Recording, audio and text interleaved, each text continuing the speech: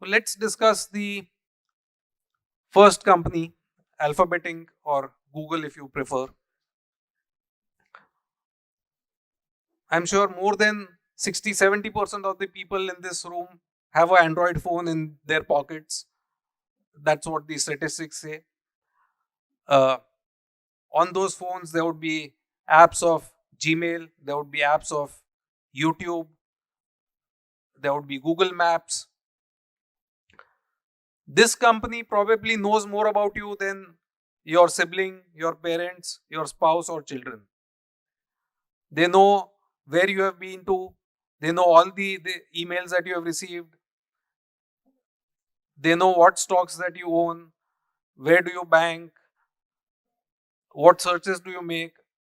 So, in fact, if you have watched the movie Red Notice on Netflix, uh, the threat to one of the person was that don't come near me, otherwise I'll disclose your search history to everyone. Right? So Google has all your search history with it. So I don't think anyone can seriously argue that this company is going to be disrupted, or that this company is in a space where Orkut or MySpace were. I don't think there's any serious argument here. It's in fact getting stronger and stronger each day. So earlier, you may think that Google search has been existing forever. You may think that Google Maps has been existing forever. But under the hood, the changes that are happening, you tend to take for granted, but you don't realize the significance of that. So Google Maps was just a place, was just an application where you could see the maps. Then there was navigation, where you could use it to drive from one place to the other. Then that same navigation changed from driving a car to riding a bicycle to walking to taking public transit. And now that is a platform for advertising. It never was a platform for advertising because now you can have location specific advertising, or you can have it can operate as a toll gate where every time you take a ride on a Uber or a Ola, if that company has tied up with Google Maps at the back end, they get a small cut because their maps are being used for that.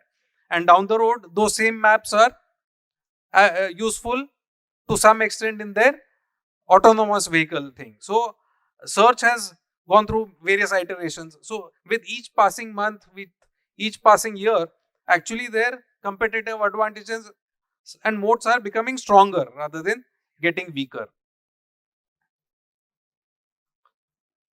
So the question of were we owning bubbly stocks, were we owning very overvalued stocks? I don't think so. So people ask us, why did you not sell it in 2021? It was at 28 times earnings for a company which is monopolistic. Now, a lot of Indian companies I have great respect for and are great companies.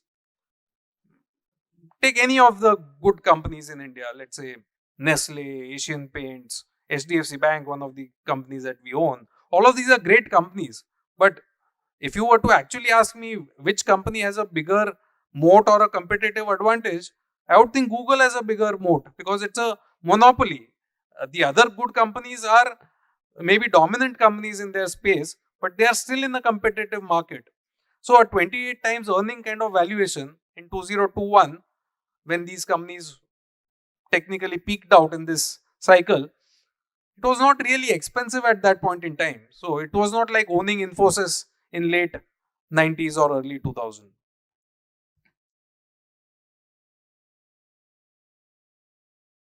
Mutual fund investments are subject to market risks.